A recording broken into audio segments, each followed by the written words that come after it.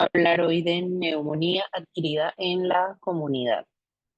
Hemos ido viendo la, hemos ido viendo, hemos ido viendo las infecciones respiratorias desde arriba y vamos entonces bajando. Ya pasamos por la nariz, la garganta, nos saltamos oído y senos paranasales porque eso es full del otorrino. Y pues ustedes tienen una materia que es de otorrinolaringología, así que me parece que ellos son los expertos para hablar al respecto. Y vamos entonces a saltar al pulmón. Dentro del pulmón vamos a tener varias entidades que vamos a tratar por separado. ¿A qué me refiero? Por ejemplo, podemos tener neumonía causada por tuberculosis, pero vamos a ver la tuberculosis como una entidad aparte. Podemos tener bronquiectasias complicadas con una neumonía, pero vamos a ver bronquiectasias también como una entidad aparte. Entonces, vamos ahora a neumonía específicamente adquirida en la comunidad. La definición como tal está en rojito. Lo que tengo inflamado es el parénquima pulmonar, es el tejido pulmonar, causado por un agente infeccioso, ya sea bacteriano, ya sea viral, ya sea hongo. ¿Y por qué específicamente? Porque no puedo tener neumonía al exponerme al humo, por ejemplo. Esto es importante porque hay como un mal concepto al respecto. Por ejemplo, los pacientes que inhalan vapores, que inhalan, que están expuestos a algún tipo de irritante y desarrollan una inflamación del pulmón, o por ejemplo aquellos que broncoaspiran, lo van a ver mucho en el hospital. Broncoaspirar es que se pasa contenido gástrico con su ácido de la vía digestiva a través del esófago hacia la vía respiratoria a través de la tráquea. Entonces, obviamente el contenido gástrico con ácido entra y causa una inflamación del tejido, sí, pero no es infecciosa. Sería una neumonitis química en este caso. Entonces, vamos a ponerlos por favor en silencio.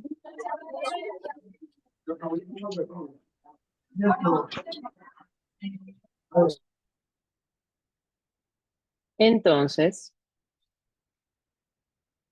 este agente infeccioso es adquirido fuera del ambiente hospitalario. ¿Y por qué? Porque las neumonías nosocomiales o asociadas a cuidados de la salud, como se llaman hoy en día, es otra entidad. Vamos a tener tos, vamos a tener fiebre, va a haber signos de consolidación al examen físico, y esa es la parte del taller que ustedes tenían que hacer de los síndromes pleuropulmonares. El síndrome de consolidación es uno de ellos, y va a haber un hallazgo radiográfico de un infiltrado pulmonar.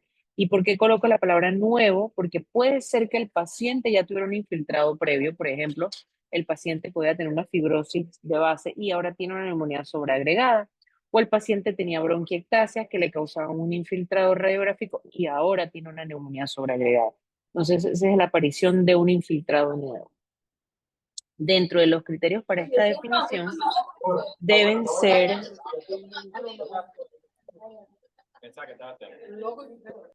por favor, cuando se conecten, mantengan el micrófono en silencio.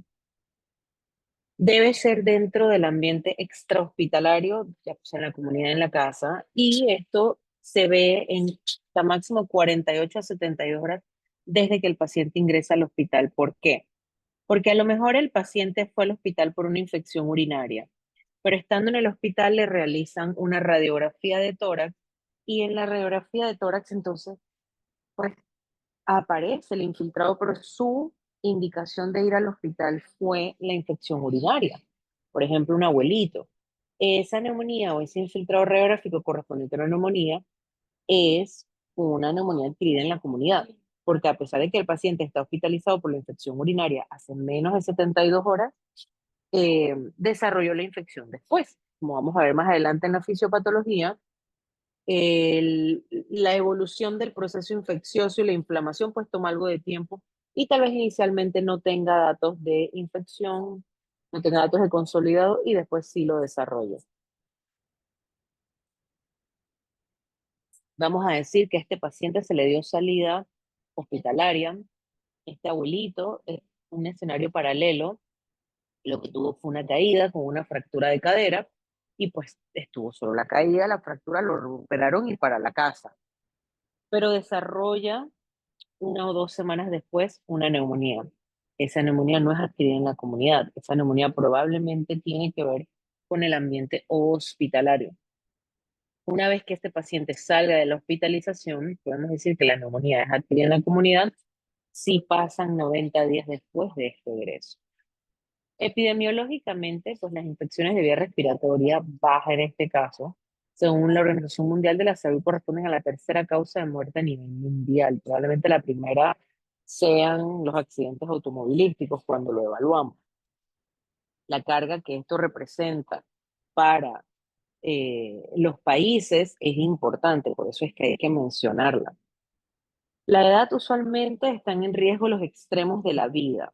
Extremos de la vida habla de los pequeñitos, menores de 6 años, y los abuelitos mayores de 50 años. Y uno pensaría que los abuelitos son esos viejitos de 90 años, pero no, realmente los adultos mayores empiezan desde los 65, pero por arriba de los 50 ya está el riesgo importante.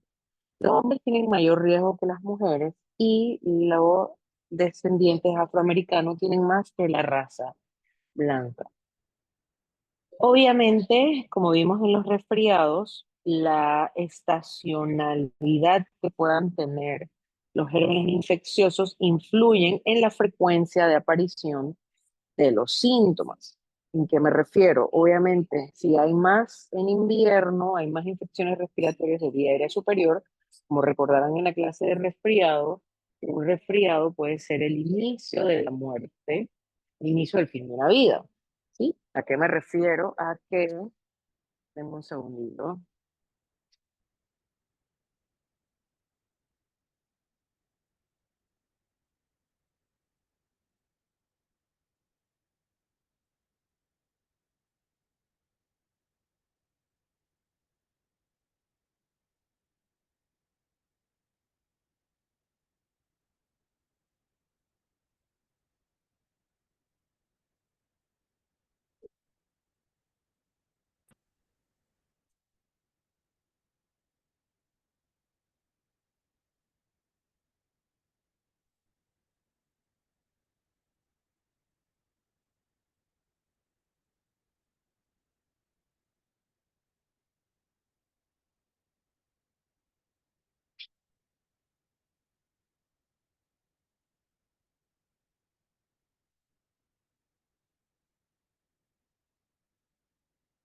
Entonces, se ve más en invierno y la influenza o la incidencia aumentada de influenza, los picos de influenza, predisponen más a tener neumonía.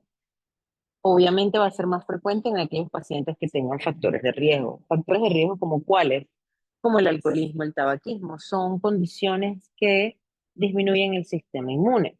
Un paciente malnutrido o que tenga deterioro del estado de alerta le predispone a tener infecciones, por ejemplo, esos abuelitos, o, por qué no, pacientes jóvenes que están encamados por alguna condición neurológica tienen predisposición a infecciones respiratorias. Más que todo, no por broncoaspiración, sino porque no tienen los mecanismos de limpieza de la vía aérea patentes. ¿En qué sentido? Por ejemplo, no pueden toser bien, no pueden expectorar adecuadamente, la saliva, se les quedan las secreciones. Entonces, todo eso les predispone a tener infecciones. Infecciones respiratorias de la vía aérea superior previamente, en este caso, es lo que les describimos en la parte de resfriado y bronquitis. Se puede complicar o la principal complicación es una neumonía. Bajo nivel socioeconómico y hacinamiento, pues esto es un factor de riesgo para múltiples causas, no solo infecciosas, sino psiquiátricas, malnutrición, etcétera. Edad avanzada, en este caso, pues a mayor edad, todos los mecanismos de defensa se ven afectados, se llama senescencia del sistema inmune, y pues obviamente si tienes un sistema de defensa que no está patente o no está competente, pues puedes tener mayor riesgo de infecciones. Otras comorbilidades, no solo respiratorias como asma, EPOC, y aquí pues la parte del tabaquismo, sino también cardiopatías, hepatopatías, pueden predisponer a los pacientes a tener infecciones respiratorias, neumónica en este caso, y a los inmunocomprometidos, que no solamente es un paciente HIV. Todo el mundo siempre dice inmunocomprometido HIV, pero tenemos otras condiciones que también se caracterizan por por comprometer el sistema inmune. La diabetes, la enfermedad renal crónica, pacientes que usan de manera crónica corticosteroides, como los pacientes reumatológicos y los pacientes con cáncer. Patogénesis, pues la parte de la micro y macroaspiración siempre va a estar involucrada en la patogénesis de las infecciones respiratorias porque es la vía principal de transmisión. Pero también hay una propagación hematógena que le gusta a ciertos agentes infecciosos como el Staph aureus. El Staphylococcus aureus causa neumonía y se ven como en parches dispersos, y esto es debido a que tiene mucha diseminación hematógena. También hay propagación directa, por ejemplo, tenemos una neumonía en un lóbulo y pues hay propagación a un lóbulo contiguo de manera directa. Siempre vamos a tener factores que están involucrados en la patogénesis, como la inmunidad del huésped, la fuerza o potencia del mismo organismo y también las características del inóculo. En este caso, ocurre un proceso infeccioso inicial que va a gatillar inflamación. De la misma manera como nos pasaba con el resfriado, el, el germen entra, activa inflamación, y este es el que a su vez, esta inflamación es la que a su vez va a propagar los síntomas, va a propagar lo que el paciente percibe.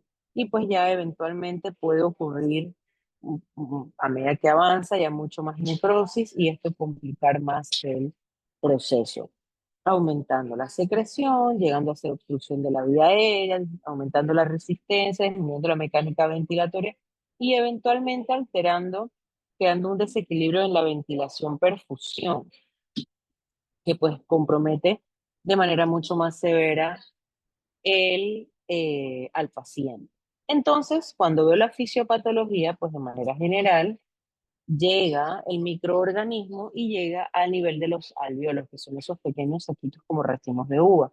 Dentro de los alvéolos vas a tener el conjunto de células que se van a defender: glóbulos blancos, polimorfonucleares, macrófagos alveolares, etc.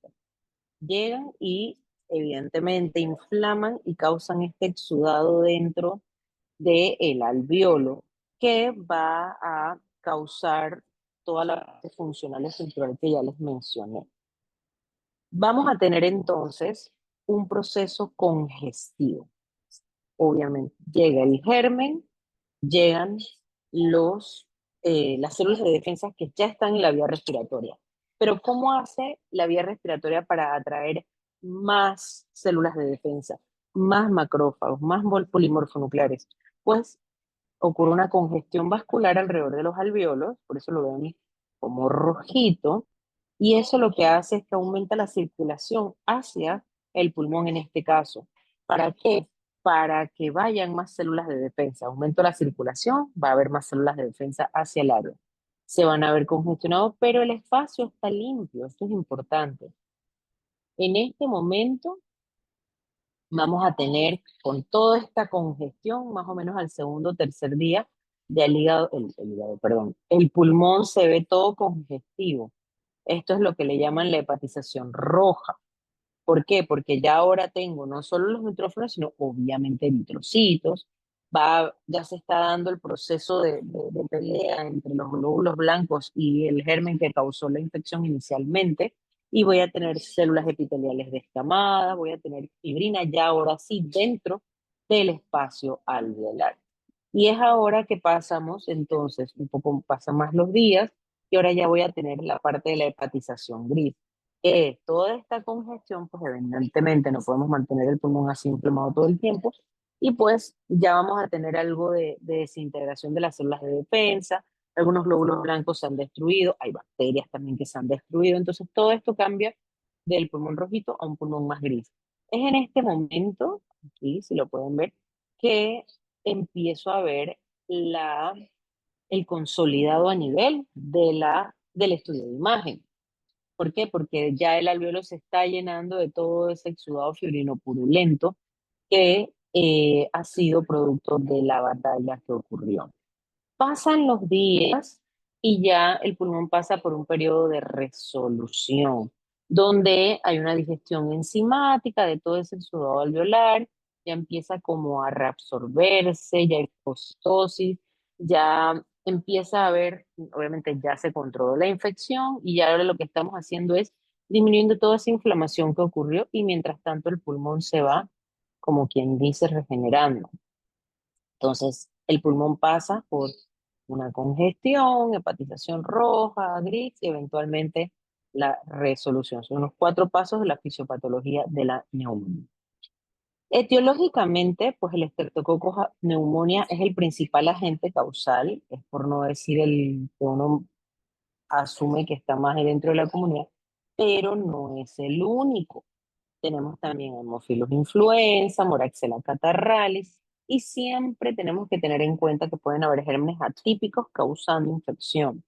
Micoplasma, clamidia, legionela, y como les mencioné, el Staph aureus que le gusta mucho hacer neumonías nicotrizantes. Hace esto, que son como varios focos por todos lados de consolidado.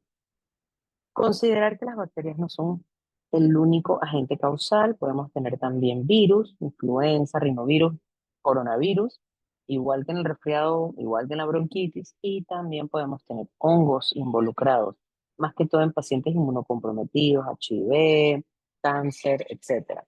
No dejar de tener en cuenta que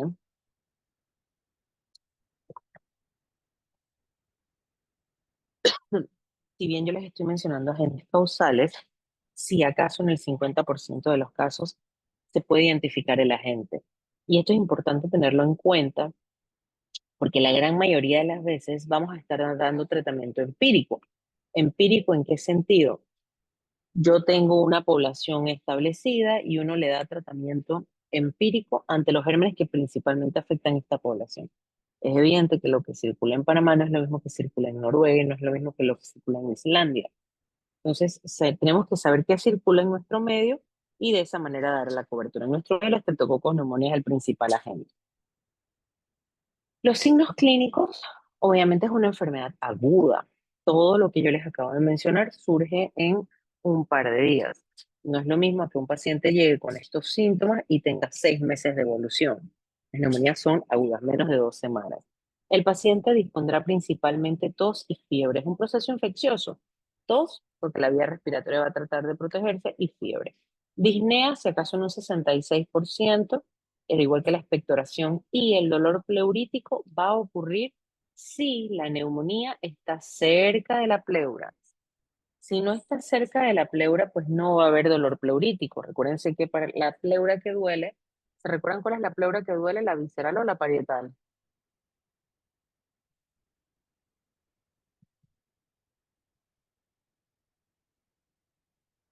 La parietal. La visceral no duele. La visceral es la que está pegada al pulmón, ella se expande con el pulmón. La parietal es la que está pegada a la caja torácica. Esa es la que tiene terminaciones nerviosas. Los signos de consolidación pulmonar, esto es lo que van a ver ustedes en los síndromes pleuropulmonares: aumento de las vibraciones vocales, la matidez localizada en el sitio de la neumonía, va a haber egofonía, pectoriloquia. Ustedes repasarán qué son esos términos y que lo deben estar practicando en sus rotaciones clínicas. Y los crepitantes que se oye cuando inspira el paciente al final de la inspiración, como si agarrara así, explotara así, hiciéramos bombas de explosión con la boca. Entonces, el diagnóstico: vas a tener la clínica del paciente con o sin microbiología. ¿Por qué? Porque menos, si acaso el 50% se puede identificar.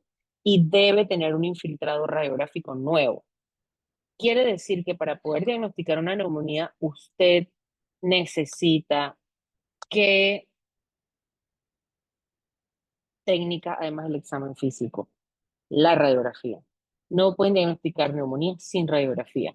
Podemos escuchar, suena como una neumonía, sí, pero hasta no ver la imagen no podemos decir que es neumonía. La radiografía no me va a dar el agente etiológico. Me pueden orientar, hay algunos gérmenes que tienen hallazgos específicos a nivel de la radiografía, pero no quiere decir que voy a decir este germen es por eso. Realmente no amerita un esfuerzo diagnóstico mayor si el paciente es ambulatorio, porque no va a cambiar no va a cambiar el manejo, pero si ya el paciente sí está intrahospitalario, entonces sí tengo que completar estudios, tinción y cultivo de esputo, hemocultivos, otro como una gasometría arterial, otros laboratorios por alteraciones que puedan ocurrir también. ¿Qué otros laboratorios? Demos un segundito.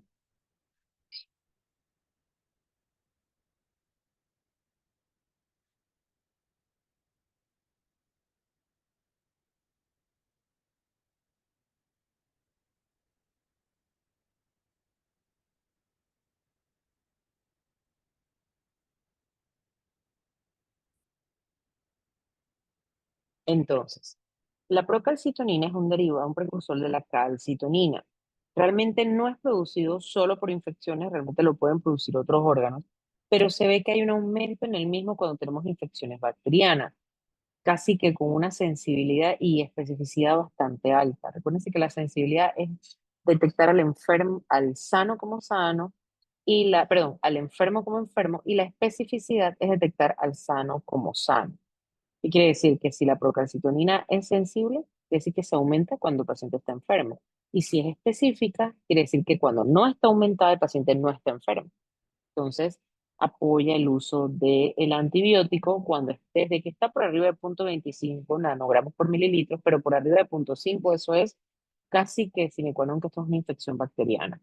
Cuando está por debajo de 0,19 y la historia es ahí medio dudosa, ahí sí puedo decir no es un proceso infeccioso. Cabe destacar que parece una panacea, como que, ay, usted tiene neumonía, voy y le pido procalcitonina a todo el mundo. Si el paciente tiene el recurso económico, bienvenido sea. El problema es que no todos tienen el recurso económico.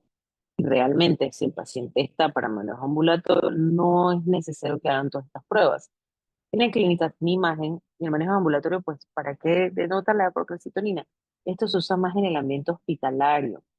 Tal vez el ambiente hospitalario, el ambiente donde el paciente está un poco más grave, la procalcitonina me permite ver si hay una buena respuesta al antibiótico, porque si el paciente la tiene alta, le coloco antibiótico y viene bajando la procalcitonina, antes de que vea una mejoría clínica real, puedo ir viendo el bajón de procalcitonina, ahí sería un punto a favor de su utilización, porque es muy costosa. En paralelo tengo la proteína C reactiva, que no es el PCR que se hacía para COVID. La proteína C reactiva es mucho más económica y si bien no tiene una alta sensibilidad, así como lo tiene la procalcitonina, sabemos que por arriba de 100 miligramos por litro, pues nos ayudaría junto con una historia y una radiografía que sugieran una neumonía, pues para apoyar el uso de tratamiento empírico. En la radiografía lo que vamos a ver es esto, ¿lo ven?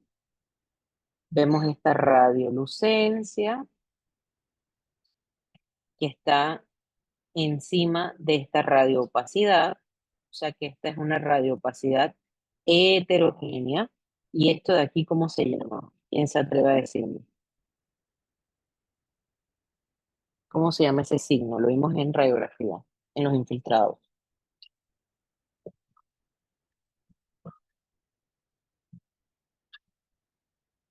Nadie. Vaya. Es broncograma aéreo, chicos. ¿Recuerdan el broncograma aéreo? Normalmente tienes la lucencia del pulmón sobre la lucencia de los alvéolos, pero cuando la lucencia, pero del pulmón no, de la vía respiratoria. Pero cuando tienes la lucencia de la vía respiratoria sobre unos alvéolos ocupados, pues se va a ver ese negrito sobre la cama blanca. Por eso el infiltrado es heterogéneo, un infiltrado de tipo alveolar. Y esto es pregunta de examen. Acá lo podemos ver un poquito más. Si bien el consolidado es un paquete, podemos ver el broncograma aéreo. Obviamente no se va a ver encima de todo el infiltrado, pero allí está. Para hospitalizar, obviamente, no es una decisión fácil. La gran mayoría de las veces mm, es posible poder manejar al paciente de manera ambulatoria. Realmente decides hospitalizarlo cuando tienes ciertos factores, no solo la clínica del paciente, sino también algún otro factor, por ejemplo, no tiene dinero para comprar el medicamento o no tiene el apoyo familiar que esté con el paciente y le dé el medicamento. Entonces ahí es que uno decide hospitalizar. ¿Qué otros factores te pueden hacer decidir hospitalizar a un paciente? Por ejemplo, no tolera la vía oral, ¿cómo le voy a dar antibióticos? Que el paciente consuma sustancias ilícitas, no come, va a tomar medicamentos ahora, que tenga alguna alteración del estado cognitivo, la situación socioeconómica, etcétera. Tenemos ciertos scores que me permiten, de una manera rápida, por ejemplo, cuando estén en la consulta o en el cuarto de urgencia, identificar o tal vez apoyar si hospitalizo o no a ese paciente en base a su riesgo de mortalidad. Obviamente, si tiene más riesgo de mortalidad, pues debo hospitalizarlo. El primero que tenemos y es un súper fácil de utilizar es el CORP 65. CORP, el acrónimo de la C de confusión, U de urea, R de respiratory rate, frecuencia respiratoria, P de blood pressure, de presión arterial y 65 por la edad. Se le asigna un punto a cada ítem. Confusión, urea, frecuencia urea mayor de 20, frecuencia respiratoria mayor de 30, presión arterial mayor de 90-60 y edad mayor de 65 años. Con esto podemos ver, ponerle un punto de grave mortalidad para valorar la gravedad de la enfermedad y decir si se maneja o no se maneja intrahospitalario. Sí, doctora, pero yo necesito tener un laboratorio, que es la urea, para poder hacer este conteo. Se dan cuenta que aquí dice 0 a 1 y acá dice 3 a 5, porque es posible utilizar solo el CRB 65 sin la U. Si usted está dentro de, qué sé yo, en Churuquita Grande, en la montaña y no tiene laboratorio, usted, el examen físico le permitirá apoyar si este paciente se puede manejar ambulatoriamente o si requiere hospitalización. Con que tenga un punto de alguno de estos, puede ser manejado ambulatorio. De 2 en adelante se debe considerar hospitalizar y para intensivos es de 4 en adelante. Otro score que tenemos para medir mortalidad, pero es un poquito más complejo, es el PSI, el Pneumonia Severity Score, donde se ven cosas, aparte de la edad, los antecedentes, se ven también laboratorios y comorbilidades y demografía. O sea que se involucran otros factores al momento de decidir y pues sumando los puntos como te da, te clasifica el paciente en base a la severidad de morir y pues mientras más probabilidad de morir tenga, más necesidad hay de hospitalizar. El tratamiento debe ser integral. ¿A qué me refiero? Obviamente el antibiótico, si es de origen bacteriano, pero si es de origen viral, no requeriría antibióticos. Si el paciente tiene adicional a esto datos de bronquitis, de hiperactividad bronquial, una sinusitis, pues usted tiene que darle tratamiento también a esto. La elección lo va a dar el patógeno probable. ¿Cuál es el principal patógeno que causa neumonía? Pregunta de examen. El estreptococo neumonía. Correcto, el estreptococo neumonía. Obviamente el respaldo y la evidencia que exista, les estoy dando yo la evidencia, porque ustedes si quieren pueden irse a las guías de ITSA o a los journals que les pongo para ver qué es lo que hay. Los factores de riesgo de resistencia, todos los países tienen estudios microbiológicos para ver si está aumentando o no la resistencia. Por suerte en Panamá, tal vez somos muy poquitos y no tenemos ese problema. Y otros factores que favorecen la falla terapéutica, por ejemplo, que el patógeno sea resistente o tenga alguna comorbilidad o alguna característica especial o que el paciente tenga una comorbilidad que le predisponga a falla terapéutica, farmacocinética o efectos adversos de los medicamentos. Créanme que si un medicamento el paciente no lo está tolerando, el paciente no se lo va a tomar. Y evidentemente los costos. Factores de riesgo de edad, de resistencia bacteriana, no solo la edad, sino el uso de antibióticos recientemente y múltiples antibióticos. El alcoholismo, porque por lo general tienden a no terminar los ciclos de antibióticos. Otras comorbilidades, inmunosupresión, contacto con niños de guardería. ¿Por qué? Porque están en contacto con muchas infecciones. Entonces le doy antibiótico a un bebé, le doy antibiótico a otro y crean resistencia cruzada entre ambos.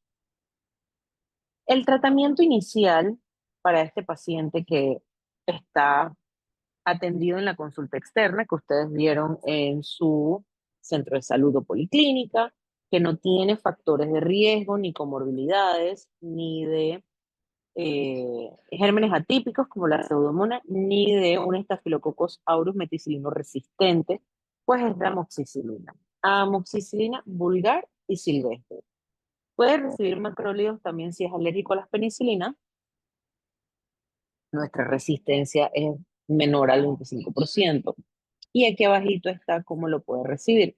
La amoxicilina, 1 gramo 3 veces al día, acitro 500 el primer día y 250 los siguientes días. Con la citromicina se puede dar de 3 a 5 días, o sea que realmente es un régimen bastante corto. La doxy de 100 2 veces al día golpea un poco el estómago. Es el motivo por el que no nos gusta dar mucha doxiciclina, pero hay ciertas entidades donde sí es necesaria darle y pues toca, infecciones de la piel, etcétera. Si el paciente tiene comorbilidades, que ya les mencioné, no solo enfermedades respiratorias, hígado, corazón, enfermedades renales, diabético, alcoholismo, malignidad o asplenia, recuérdense que el vaso es el que se encarga de terminar de depurar a los microorganismos capsulados. Y el Streptococcus pneumoniae es un microorganismo capsulado. Entonces, si el paciente no tiene vaso, pues, y el Streptococcus pneumoniae es el principal germen, pues hay que protegerse. Entonces, aquí sí sería lo ideal amoxicilina con ácido clavulánico o una cefalosporina y adicionarle el macrólide. O ya sea monoterapia con una quinolona respiratoria. En Panamá tenemos múltiples quinolonas respiratorias, no solamente levofloxacina, tenemos también moxifloxacina, y bueno, la gemifloxacina no la tenemos acá, pero tenemos moxi y tenemos levo.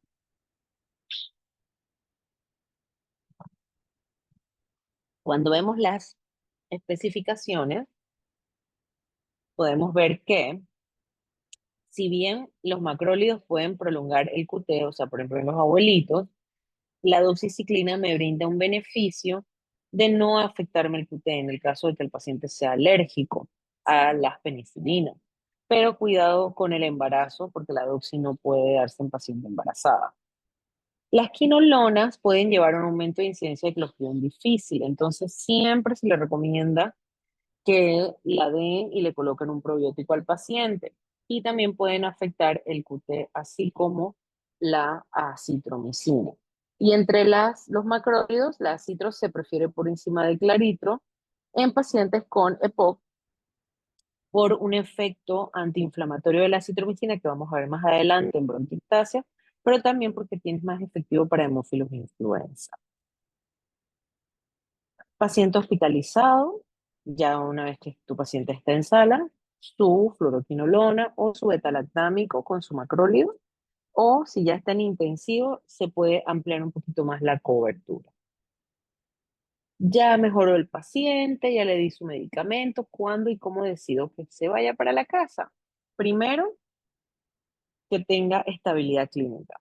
Si para hospitalizarlo yo consideré confusión, consideré hipotensión, considero taquicardia, taquipnea, obviamente debo estar estable en todas esas condiciones, que no tenga otra enfermedad descompensada y que evidentemente tenga un ambiente que lo reciba en la casa. Temperatura normal, frecuencia cardíaca y respiratoria normal, presión normal, saturación por arriba de 90 o por arriba de 94% en un paciente normal o por arriba de 90, de 88 a 92 en los pacientes que ya tienen neumopatía, que pueda comer, utilizar la vía oral, que no tenga un estado mental alterado y que no tenga otra comorbilidad. En alguno de estos ítems ven mejoría del infiltrado radiográfico.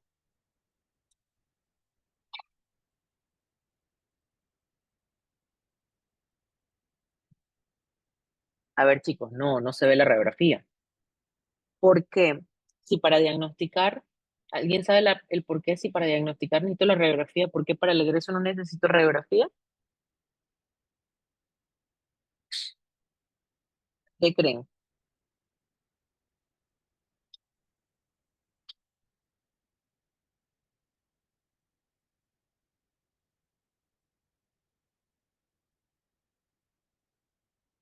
A ver, ese proceso inflamatorio que les describí en la fisiopatología,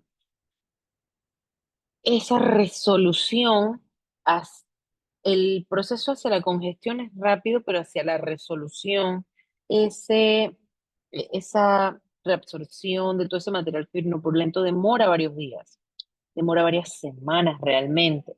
El paciente clínicamente está bien, pero hasta 6 semanas después puede tener todavía el infiltrado neumónico. Realmente a los pacientes se les da salida con la mejoría clínica y se les cita en una clínica de reciente egreso o en la consulta de reciente egreso para evaluar eso, para evaluar si el consolidado mejoró.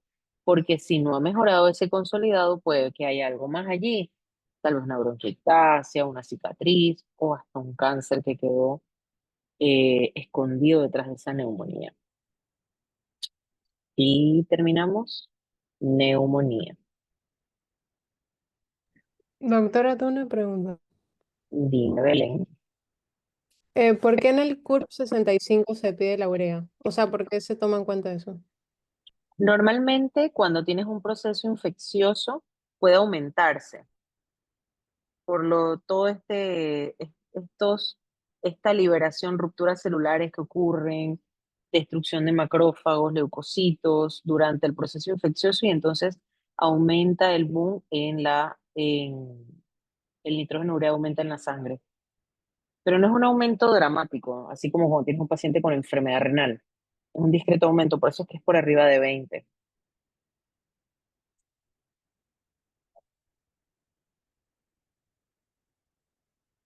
Ok. ¿Alguna otra pregunta?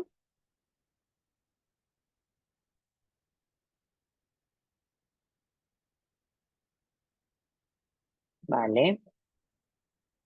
Vamos a ir rápidamente con los dispositivos de oxigenoterapia. Esa es más cortita, más rápida, realmente.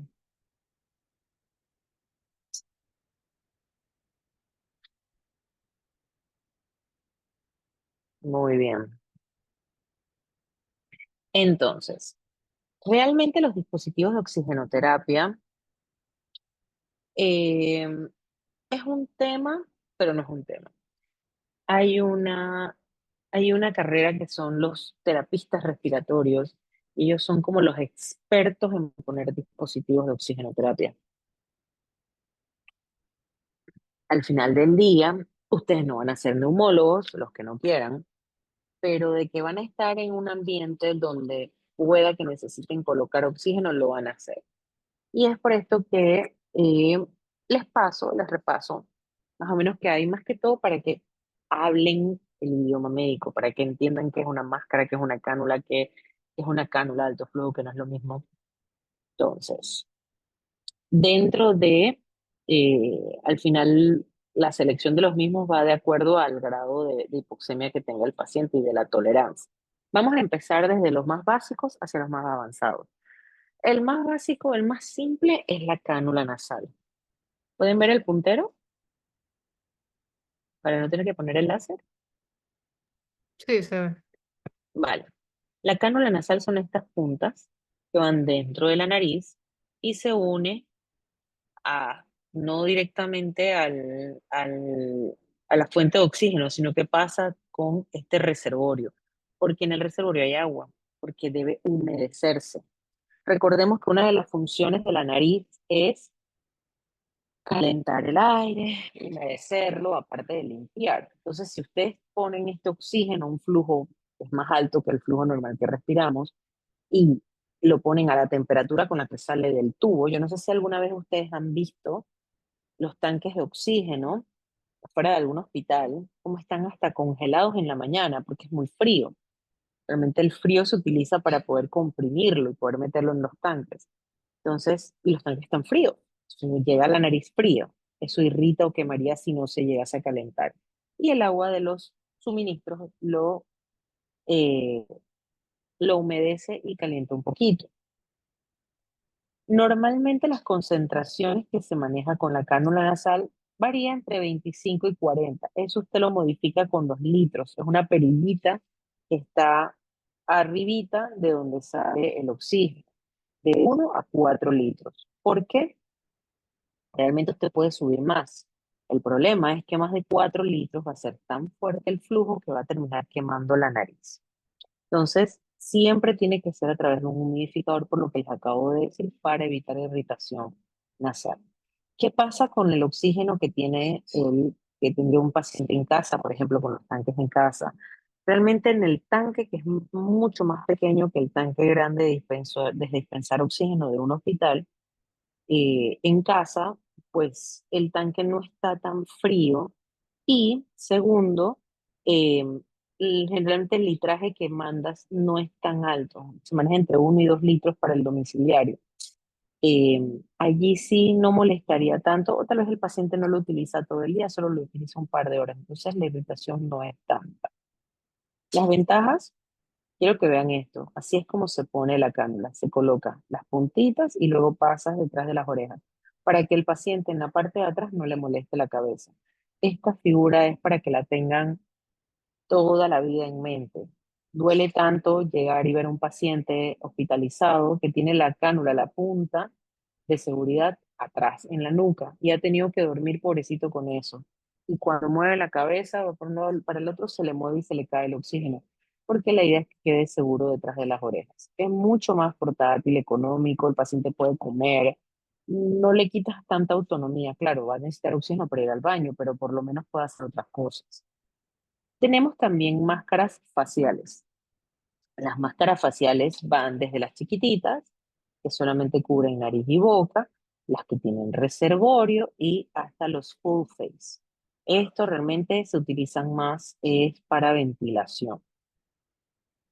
Se ajusta la nariz y la boca con el elástico que va detrás de la cabeza, pero a diferencia de la cánula, va a tener mucha más ansiedad de colocación, puede haber riesgo de broncoaspiración.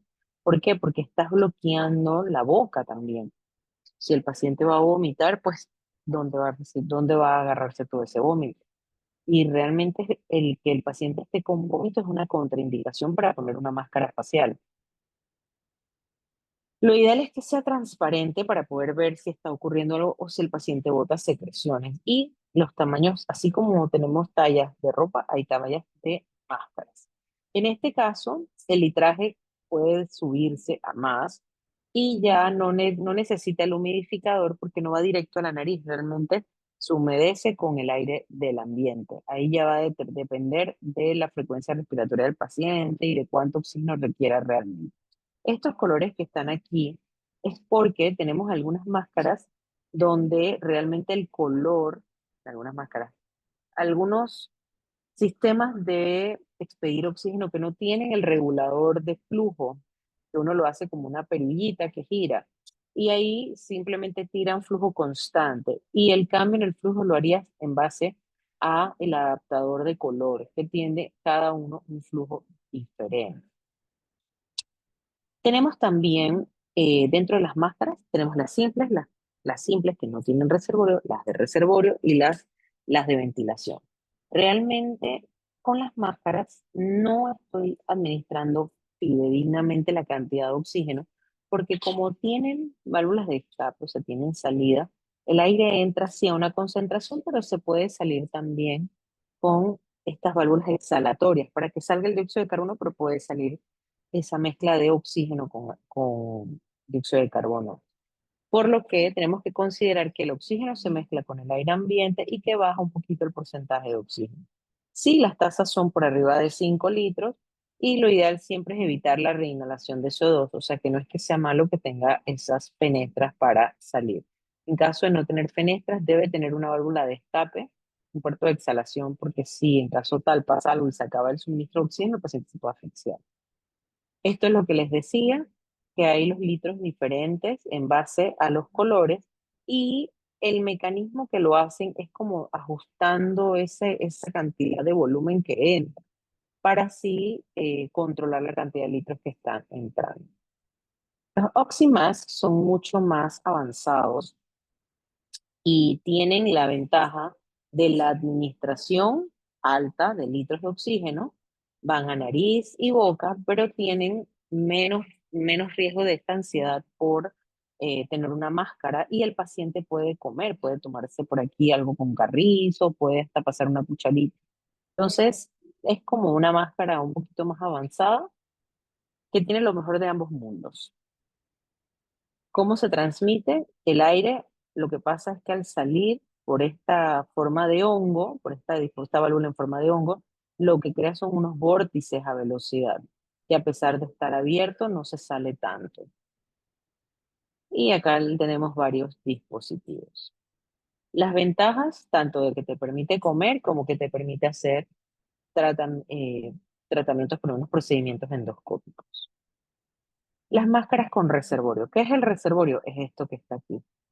¿Qué es un reservorio? ¿Por qué? Porque por ahí entra el oxígeno y se acumula aquí.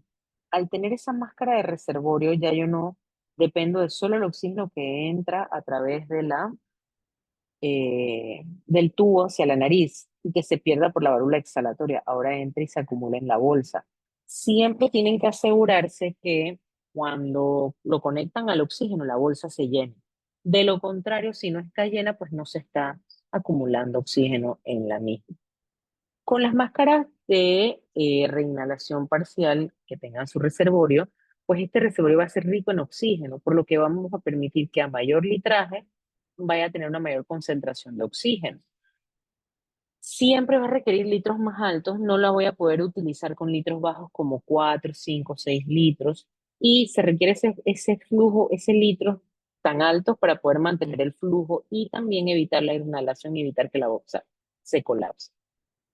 Esto es lo que les digo que es de reinhalación. Está su reservorio y sí, entra el aire, pero también tiene su válvula exhalatoria. Entonces, al tener ese reservorio de oxígeno, sí puedo tener una concentración más confiable, a pesar de que se esté diluyendo algo del oxígeno con el aire ambiente.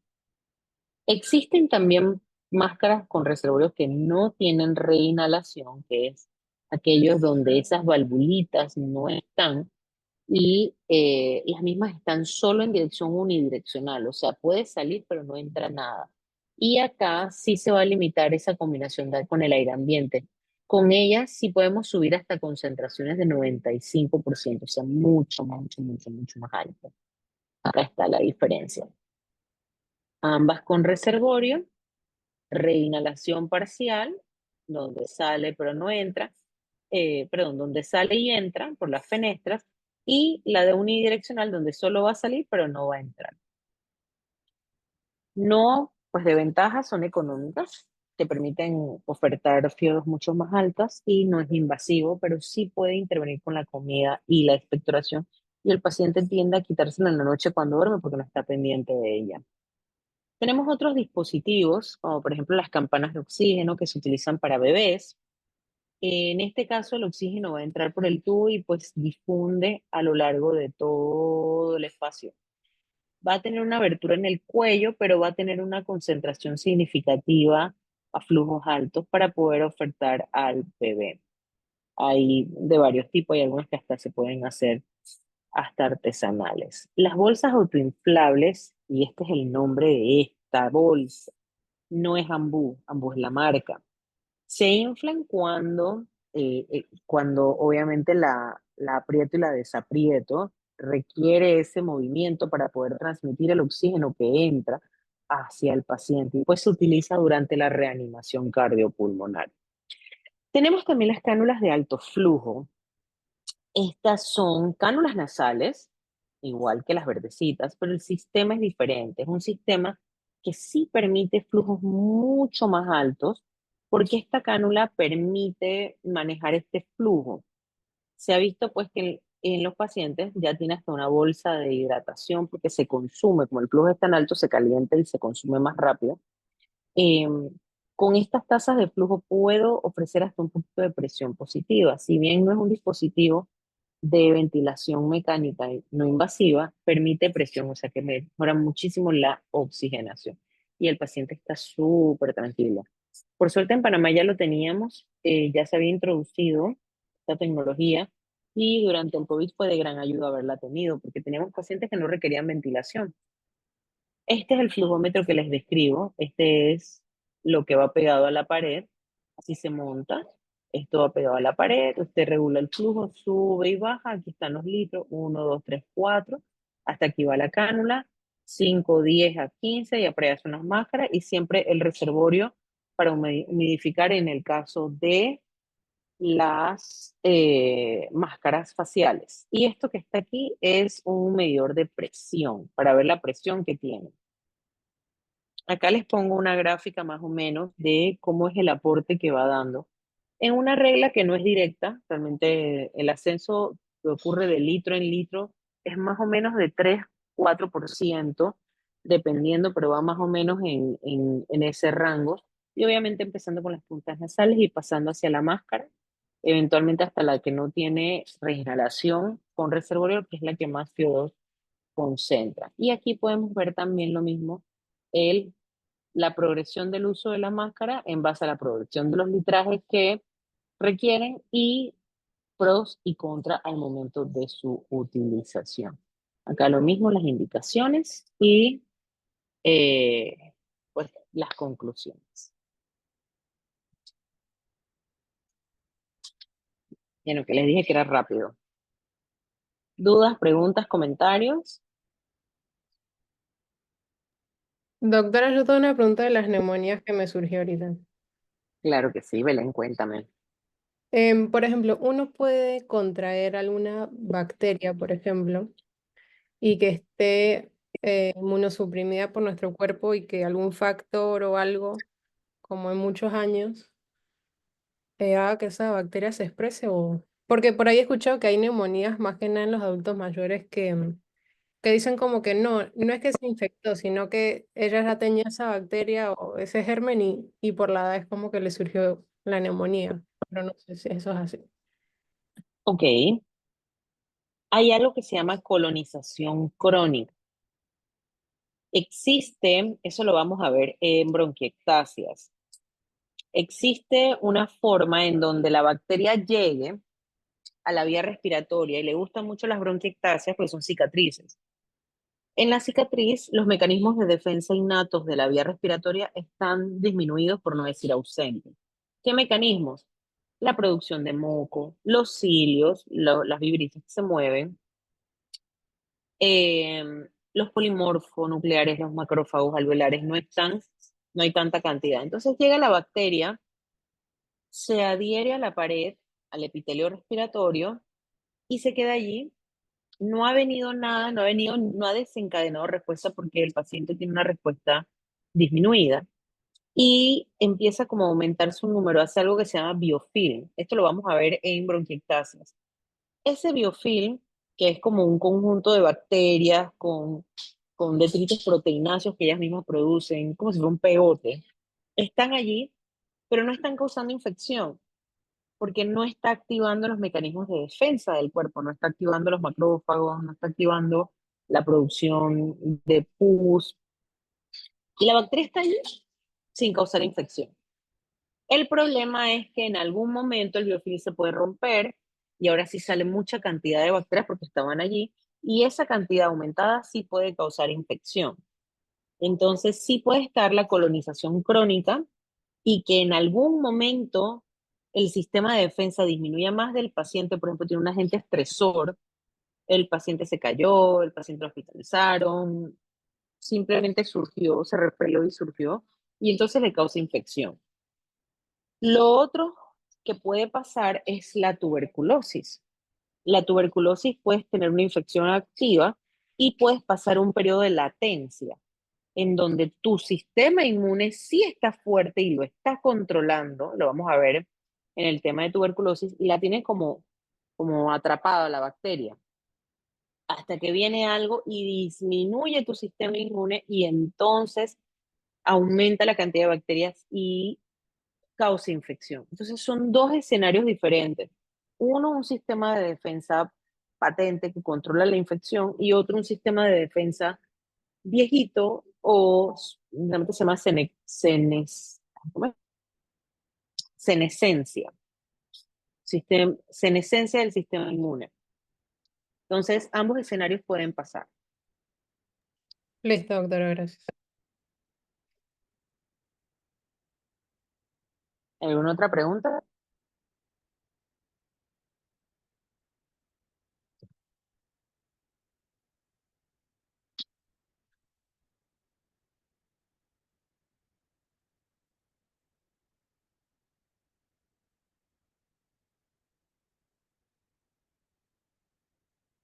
Ya que estamos de tan buen tiempo, porque todavía nos quedan 45 minutos,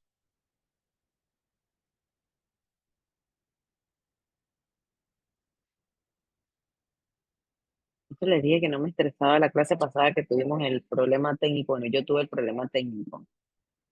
Pudiésemos intentar dar bronquiectasias.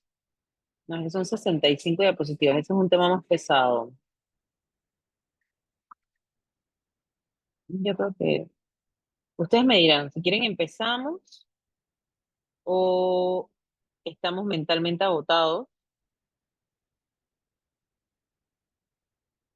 nada más que va a quedar partida la mitad de la clase.